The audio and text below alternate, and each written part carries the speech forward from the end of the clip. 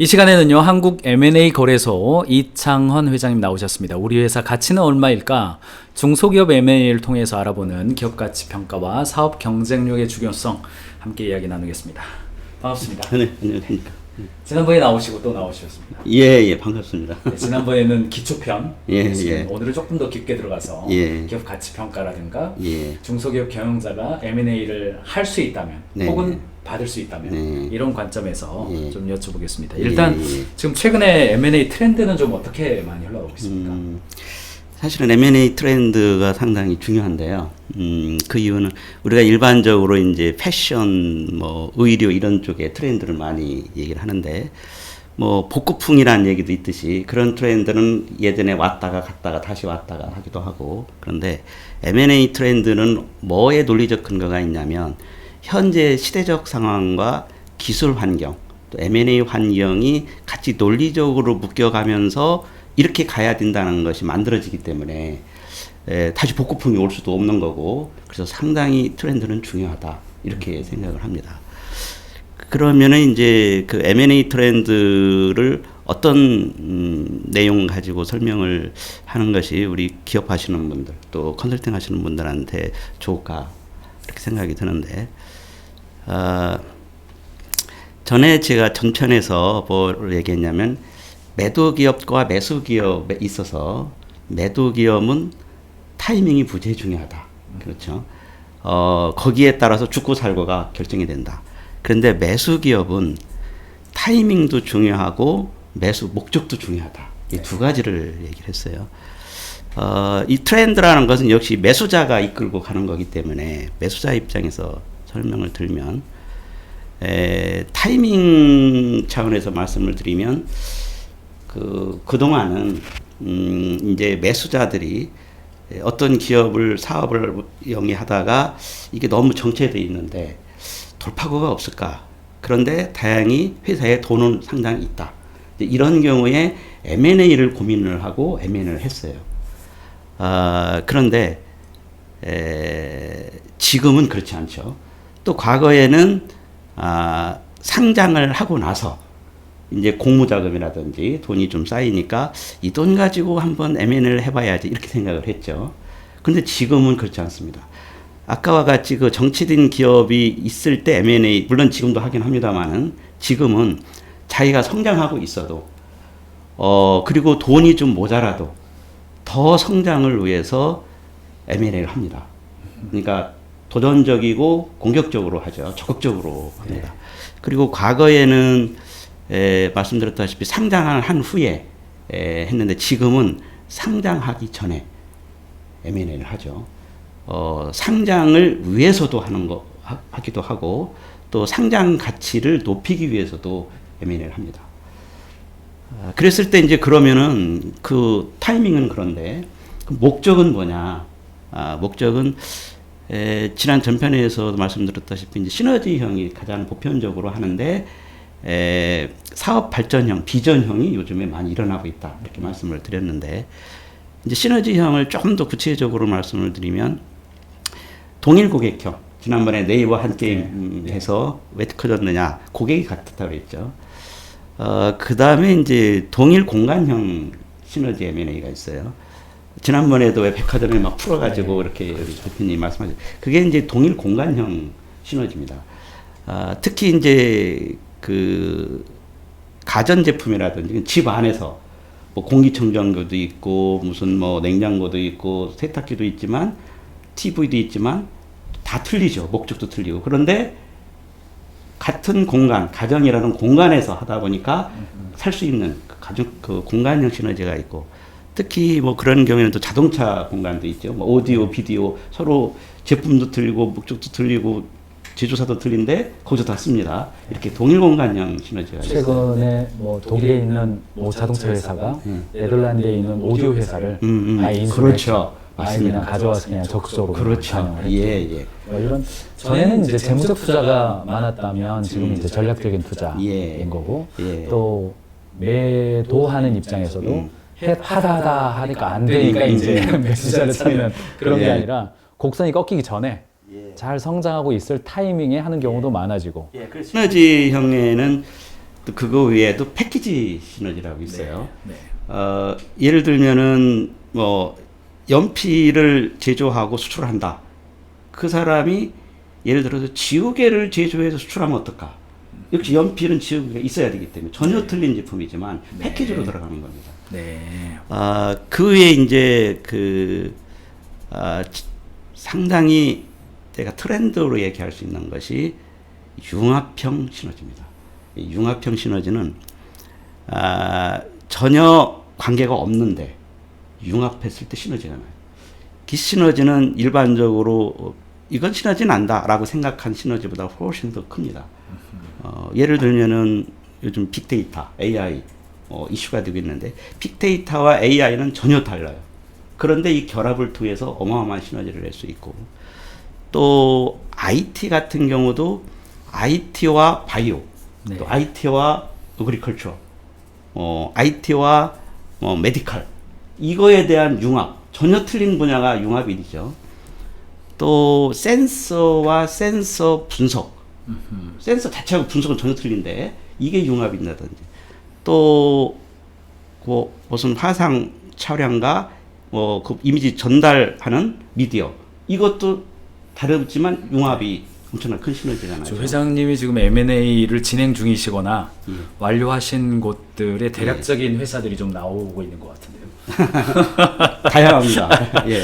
그래서 M&A는 이제는 이제 회사 성장 전략 중에 하나로 좀 고려해 볼 수 있는데 뭐 고객이 같다든지 같은 공간에서 고객을 섬길 수 있다든지 패키징이 가능하다든지 융합이 일어날 수 있는 거라든지 혹은 뭐 소재나 기술이 같은 영역이 있다든지 예. 뭐 이런 것들이 다 해당되겠습니다. 그렇죠. 근데 그 중에서도 융합형은 네. 옛날에 없었던 겁니다. 네. 이게 이제 서로 조금 더 이렇게 속으로 들어가서 얘기하면 이업종 이종업종. 예, 네. 이종업종 M&A고 그 다음에 또 하나가 전혀 시너지와 관계없는데 저 기업 자체가 성장할 수 있다. 아니면 내가 하면 진짜 잘할 수 있겠다. 이런 기업을 시너지와 관계없이 매수하는 것. 요게 이제 트렌드라고 볼 수가 있죠. 뭐 저도 이제 현장에서 경영자분들을 만나면 경영자가 좋은 상품을 만들어서 고객에게 사랑받는 거 예. 그리고 좋은 조직 문화를 만들어서 직원들이 자꾸 입사하고 싶은 회사가 되는 거. 그렇죠. 이 두 가지가 일단은 눈안에 스코프에 들어오지만 조금 뒤집어 보면 뷰를 넓혀 보면 좋은 회사를 만들어서 투자하고 싶은 회사가 되고 좀 더 적극적으로는 사고 싶은 회사가 되어 있는 거. 그래서 경영자 여러분들이 돈을 번다는 생각을 뛰어넘어서 좋은 직장을 만든다는 생각을 해보시고 그런 걸 조금 더 뛰어넘어서 내가 회사의 가치를 1년에 한 번씩 업그레이드 해간다. 이렇게 생각을 해보시면 좋습니다. 이렇게 제가 현장에서 말씀을 드리거든요. 근데 최근에 이제 제가 어느 한 회사를 한 200~300억 하는 회사인데 이제 좀 전략적 투자자를 좀 만나고 싶다 이런 요청을 받고 좀 몇 군데를 좀 연결을 해줘 봤어요. 근데 이제 좀 안 맞았습니다. 생각하는 금액이 안 맞았는데 결과적으로는 어떻게 되냐면 지금 당장 팔려고 하지 말고 한 3년에서 5년 정도를 곡선을 좀 만들어서 뭐 매출 성장률이라든가 뭐 이익률이라든가 이런 것들을 좀 만들어서 가야 됩니다. 그래서 결과적으로는 뭔가 이렇게 지금 뭔가 거래를 하려고 만났다가 3년 동안 가치를 함께 올립시다. 요렇게 이제 협력이 돼가지고 좀 연결이 됐어요. 그게 이제 M&A 자문임이에요.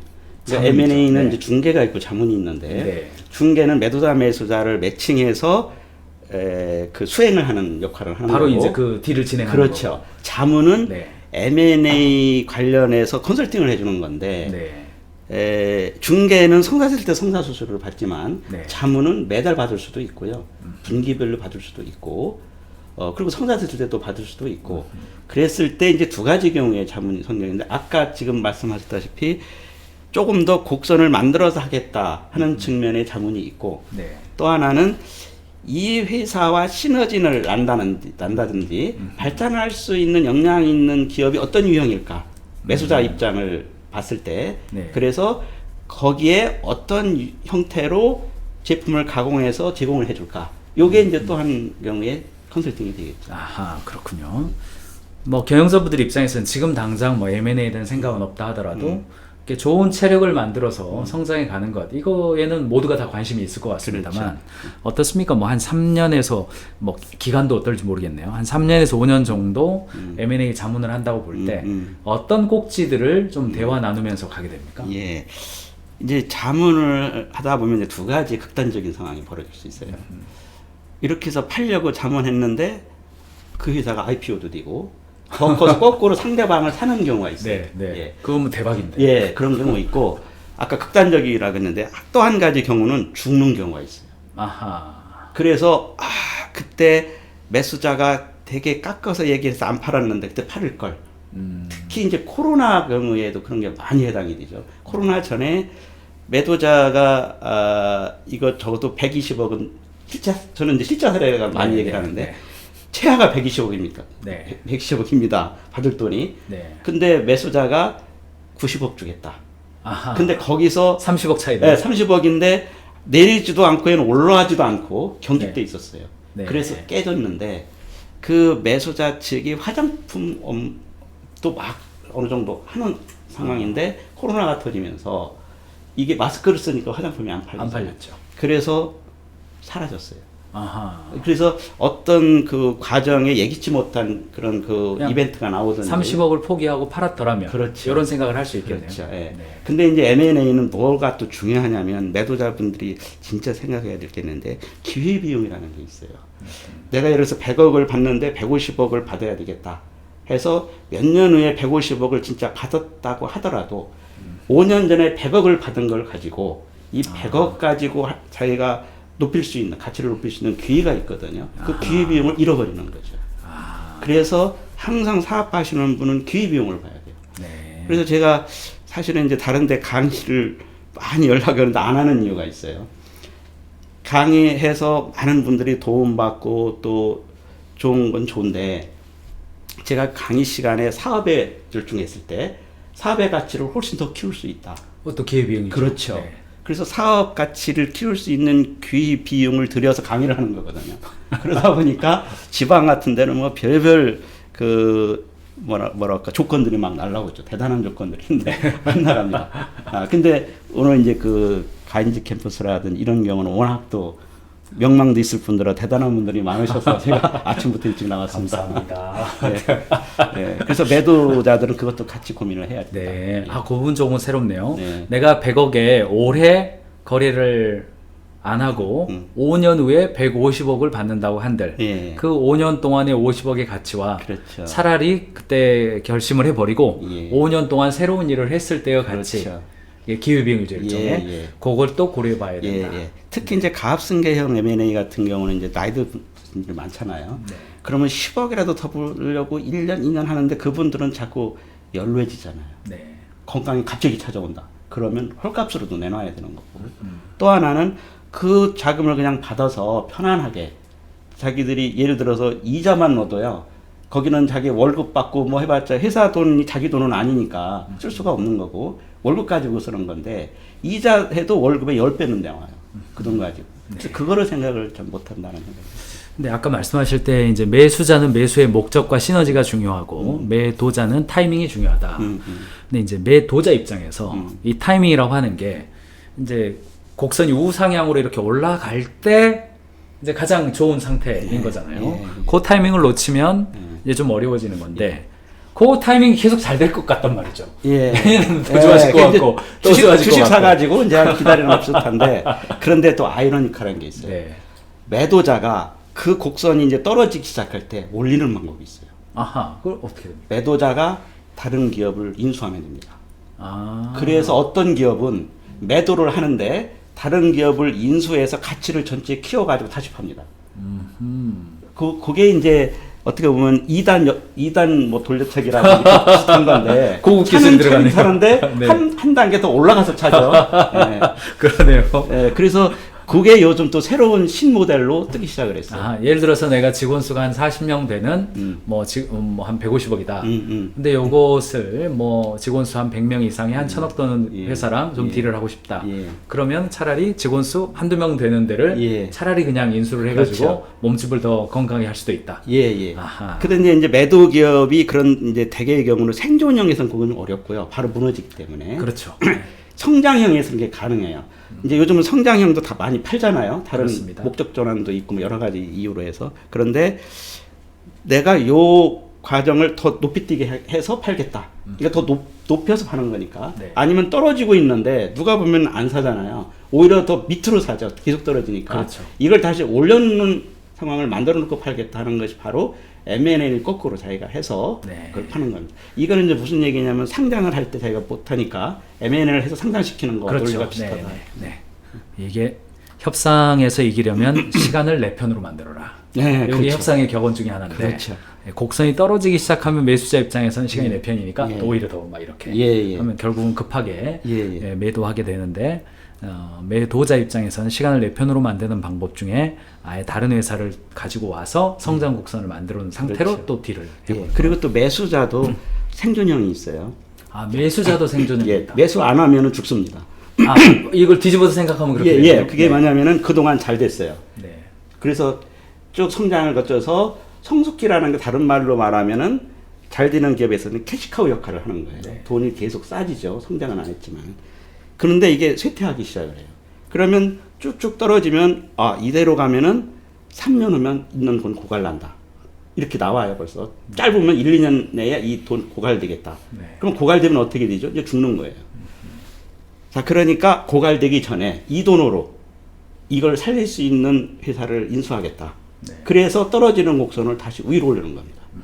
그리고 또 하나는 아까 사업 비전형도 하나의 그 트렌드로 나온다고 그랬죠. 요거는 포기하더라도 돈 있을 때 얼른 클 수 있는 기업을 사서 그걸 키우겠다. 네. 그러면 이게 크면 이게 좀 죽어도 다 포트폴리오 투자하듯이 네. 그렇게 되는 거죠. 네. 예, 그런 전략이 저는 이제 바둑 둘 때 내알 놓고 뭐 집 져서 하나씩 잡아먹는 거 단순하잖아요. 네. 근데 바둑의 전략 방법이 수만 가지가 나오잖아요. M&A도 사고 팔고 합치고 세 가지인데 네. 여기서 어마어마한 전략들이 쏟아져 나와요. 네. 무궁무진합니다. 네. 사고, 팔고, 합치고. 예. 이런 것들을 우리가 이제 물건을 사고 팔고 합치다가 뭐 스포츠 선수는 사람을 사고 팔고 합치지만 비즈니스맨들은 사업체 자체를 사업체, 경영체 자체를 사거나 팔거나 합치는 방식으로 보다 시너지를 내는 것이다. 예, 우리나라가 자본시장법이 발달해 있고 금융에 대해서 자유도가 증가하기 때문에 이런 부분들에 대해서 미리부터 좀 염두하시면서 가시면 좋을 것 같습니다. 네. 근데 요 질문 드려야 될 것 같습니다. 이런 인식을 갖고 공부를 한다 하더라도 실제로 딜로 성사되기까지는 상당한 시간이나 좀 준비를 해야 될 텐데 좀 M&A를 받을 계획이 있는 회사의 경영자 혹은 M&A를 할 계획이 있는 회사의 경영자가 지금 단계에서 ABC를 좀 준비한다. 그러면 어떤 것부터 좀 지금 당장 딜이 아니더라도 어떤 걸 하면서 좀 봐야 됩니까? 제일 먼저는 이제 우리 같은 이제 전문 조직에 우선 상담 요청을 합니다. 상담 요청. 그래서 우리가 M&A 매도 희망합니다. 매수 희망합니다. 직접 CEO의 한 70%가 우리한테 직접 와요. 우리가 그때 전략으로 얘기했죠. 공신력 그거 높이기 위해서 10년 이상을 고생했다. 네. 그리고 한 30%는 우리가 M&A 파트너라는 제도를 두고 있어요. 네. 지난번에 한 뭐 기업 임직원, 변호사, 회계사에서 한 1000여 명이 우리한테 정보를 제공해주고 있고 또 조직, 뭐 은행, 증권사, 기업협회, 무슨 컨설팅 회사, 회계법인 이런 조직 330개가 우리하고 협약을 맺고 정보를 제공해주고 있어요.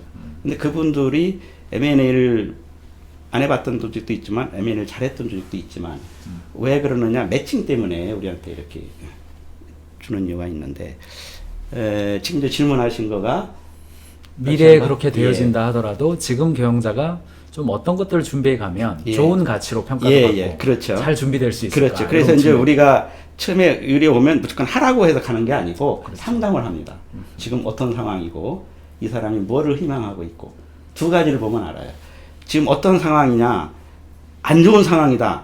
이거는 M&A 하면 안 하면 큰일 납니다. 생존형이기 때문에. 근데 잘 나가고 있다. 네. 그럴 때는 M&A 하면은 더 잘 나가게 할 수 있고 그럼 또 어떤 다른 방법이 있는가 이 사람을 보고 의지를 보죠. 근데 생존형 M&A에서는 의지가 무지하게 중요한 것이 매수자도 난 뭐 돈 있고 잘 나가니까 뭐 안 해도 돼 이렇게 생각할 수가 있어요. 네. 또 매도자도 지금 돈 벌고 있는데 뭐 지금 당장 안 팔아도 돼 이렇게 생각할 수 있어요. 네. 그래서 이분들은 그냥 그럼 M&A 하시죠 해가지고 다른 회사 연결해서 됐다가 아예 안 해 이렇게 버티면 우리도 손해보고 상대방 회사도 손실을 보는 거예요. 그동안 계속 만나면서 준비를 해왔는데 그래서 의지를 상당히 보고 판단을 해서 이제 거기에 맞게 상담을 해주죠. 그래서 이거를 조금 더 컨설팅 과정을 거쳐서 하느냐, 지금 하는 게 편하냐, 그리고 이 사람의 목적이 뭐냐, 목적에 또 희망하는 대로 맞춰줘야 되니까. 네. 그래서 저는 이제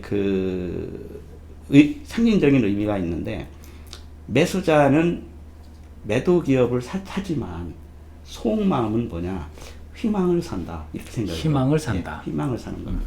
실제는 기업을 사는 건데, 단순히 그냥 기업 산다 이렇게 생각하면은 다른 데도 기업 또 있는데 뭐 이렇게 되는데, 저 기업에서 내가 희망을 봤다, 이렇게 돼야 매수자가 적극적으로 해요. 그렇죠. 근데 그런 건 어떻습니까? M&A 거래소에 굉장히 수많은 기업들이 교육도 받고 실제 거래도 일어나는데, 실제로 거래가 성사된 기업들을 보면 처음에 이 컨택이 뭐 얼마나 정도 전에 옵니까? 이 통계적으로 보면 기간이. 기간이 네. 이제 두 가지 단계로 나눠서 생각할 수 있는데요. 우선은 이제 MM이라고 해요. 그거를 이제 양쪽에 다 관심이 있고, 네, Q&A가 한두 번 주고받고 NDA까지 맺은 상태에서는 네. MM, 그러니까 매니지먼트 미팅. 네. 이걸 경자 미팅이라고 하는데. NDA 있고 그다음에 MM. 예. 네. 그래서 NDA부터 성공까지. 네. NDA부터 성공까지. 보통 빠르면은 한 3개월. 오, 그렇게도 빠르게 예. 됩니까? 네. 느리면은 한 5개월. 요 정도 사이에서 이루어집니다. NDA 체결했으면 빨리 해야죠. 예. 잘 안 지켜질 수가 있기 때문에. 그래서 이게 M&A도 이게 시간이 어느 정도 지나면은 안 될 가능성이 높아져요. 그래서 우리 속담에 그 쇠불도 단김에 뺀다. 달아올랐을 때, 농기분이 뭐 도구 만들 때 이게 달궈졌을 때 해야 되는데, 달궈졌을 때 얼른 때려가지고. 매수자가 희망을 가졌을 때 진행해야지, 시간이 멀어지면 시지부지되죠. 그래서 남녀간에 결혼하는 것도 유사하다 그거. 회장님의 그 시절하고 예. 요즘하고 또 좀 다르더군요. 그래요? 요즘 많이 갑니까? 일단 썸을 좀 오랫동안 하고요. 예. M&A는 썸을 오래 타면 안 되는 것 같습니다. 예. NDA가 새 나갈 수가 있기 때문에. 예. 자, 그러면 사실 결과적으로는 이런 측면도 있을 것 같습니다.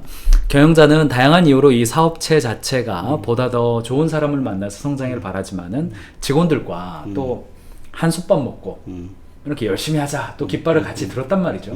그랬을 때 경영자하고 직원하고의 어떤 고용의 관계라든가 M&A 할 때 고용 승계 문제라든가 직원들에 대한 어떤 좀 신의 성실의 문제가 또 있어요. 예. 그런 것들은 좀 어떻게 그러니까 매수자가 매도 기업을 인수했을 때, 그렇죠. 예. 매수자 입장도 있고 매도자도 미안한 마음이 또 있고. 그것도 이제 아까 트렌드에 사실 너도 좋은 네. 건데, 뭐냐면 과거에는 생존형에서는 딱 매수자가 매도 기업을 계약서를 쓰고 뭐 입금을 하면은 점령군처럼 행세를 했어요. 점령군 행세. 스톱 해가지고 대표이사 CFO 빠져, 이런 식이었어요. 그렇죠. 일단 2명 빠져. 네, 우선은 무조건 빠져야 됩니다. 돈부터. 근데 지금은 CFO 대표이사 계속 있어줄 수 없을까요?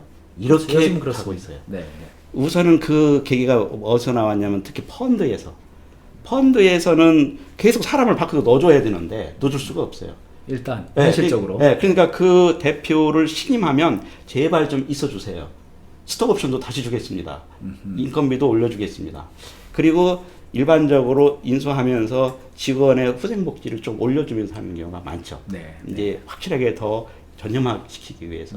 그래서 하나의 트렌드처럼 그렇게 되고 있어서 오히려 더 경영진을 묶어두고 싶어하고, 특별히 묶어야 되는 거예요. 마케팅 분야, 연구소장, 기술연구소. 그렇죠. 이 두 분들은 진짜 나가면은 안 사, 이럴 정도예요. 아예 그냥 옵션 자체에다가 넣어야 3년은 못 나간다. 뭐 이런 것을 대표이사의 경우에. 네. 그렇습니다. 그런 측면들이 있기 때문에 경영자 여러분들도 이런 것을 기업 성장의 하나의 어떤 그 방법적인 면으로 활용하실 수도 있겠다. 이런 생각이 듭니다. 자, 오늘 M&A 관련된 구체적인 이야기들, 매수 타이밍에 대한 이야기, 그 다음에 M&A 했을 때 시너지가 나는 어떤 영역에 대한 이야기들, 그리고 최근의 트렌드까지 좀 여쭤봤습니다. 이런 것들에 좀 관심을 받고 교육을 받거나 이럴 때 경영자들은 좀 어디 가서 배워야 됩니까? 이런 거를. 그게 이제 M&A 교육하는 데가 몇 군데 있긴 있는데요. 아마 지금 자격증을 현재 주면서 하는 데는 우리가 유의를 할 거예요.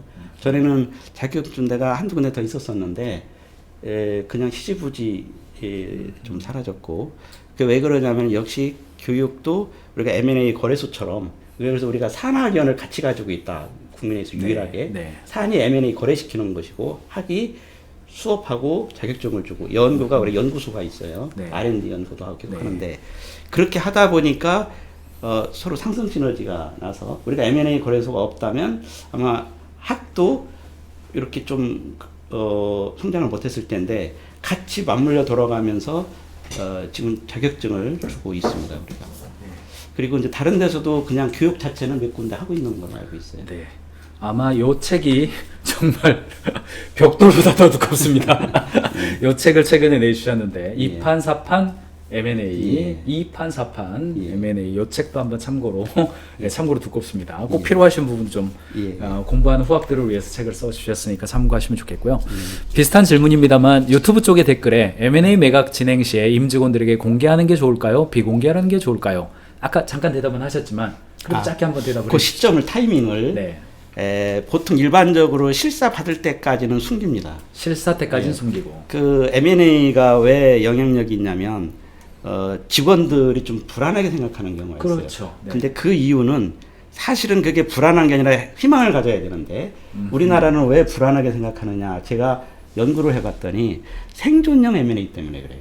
생존형 M&A는 구조조정부터 들어가는데 인력을 줄이고 또 필요 없는 부서를 없애고 사업 그래서 그렇죠. 그 수익성을 높이기 위해서 그러는데 성장형에서는 안 그래요. 더 뽑습니다 직원을. 그리고 더 투자를 해서 발전을 시키기 때문에 승진도 다 돼요. 근데 우리는 옛날 생존형에 물들어서 그런데 지금은 성장형으로 가고 있어서 직원들이 걱정을 안 하는데 단 그러다 보니까 이제 그 거래처들도 이거 외상으로 주던 거 이제 돈 받고 줘야 되겠다. 아하. 또 투자자들도 이거 회사가 어려워서 파는 거 아니야? 그러면은 이거 투자금 회수해야 되겠네. 대출금 회수해야 되네. 옛날에는 심리가 심리를 그렇죠. 게 나왔죠. 지금은 성장형인 경우에는 전혀 반대인데도 그렇게 잘못 생각하고 있는데 그래서 돌다리도 두드려라 뭐 이런 말이 있듯이 실사 때까지는 되게 숨기는 게 좀 좋고요. 특히 이제 이건 M&A도 한편으로는 투자입니다. 그래서 우리가 투자 관련해서 그렇습니다. 좀 실사 받는다 이렇게 할 수도 있고 그리고 이제 본계약이 쓰지면 그때 이제 직원들한테 그 사유나 내용 설명하고 매수자가 이런 분으로서 우리 회사를 정말 더 많이 키울 거다. 내 능력은 여기까지인데 이제부터는 이분이 곡선을 우상향으로 올릴 거다. 더 올려줄 거다. 그렇게 해서 직원들의 도움이 그 정신적 도움도 받는 것이 좋겠다. 투자 실사와 M&A 실사는 사실 표면적으로는 같은 거기 때문에 그렇죠. 그런 관점에서 직원들과 소통을 하시거나 파트너사들과 소통하시면 적절하게 지혜롭게 되지 않겠는가 이렇게 생각이 됩니다. 과거에는 우리가 생존 M&A를 많이 했다면 대한민국 사회가 이제는 성장 M&A 쪽으로 많이 이동해 갔기 때문에 이런 부분들을 적극적으로 상호간에 활용하시면 좋겠다 이런 생각이 듭니다. 감사합니다라고 댓글까지 나왔습니다. 자 오늘 M&A 거래소 이창헌 회장님과 함께 중소기업의 M&A 관련돼서 기업 가치평가와 관련돼서 사업 경쟁력에 관련된 이야기 함께 나눴습니다. 오늘 여기까지 들어야 될 것 같습니다. 네, 감사합니다. 감사합니다. 우리 경영자 회원 여러분, 제가 오늘 설명을 간단히 드렸는데 각자 한번 그 운영하고 계신 회사 또 컨설팅 해주는 회사가 어떤 상황인지 파악해 보시고 잘 응용하시면 좋은 결실 맺으리라고 봅니다. 오늘 나오셔서 감사합니다. 네, 감사합니다. 저는 잠시 후에 칠판으로 이동해서요. 국회의 기립박수를 받은 김예지 의원의 코이 물고기 이야기 드디어 장애인 고용이 확산할까 벙커 특강에서 뵙겠습니다.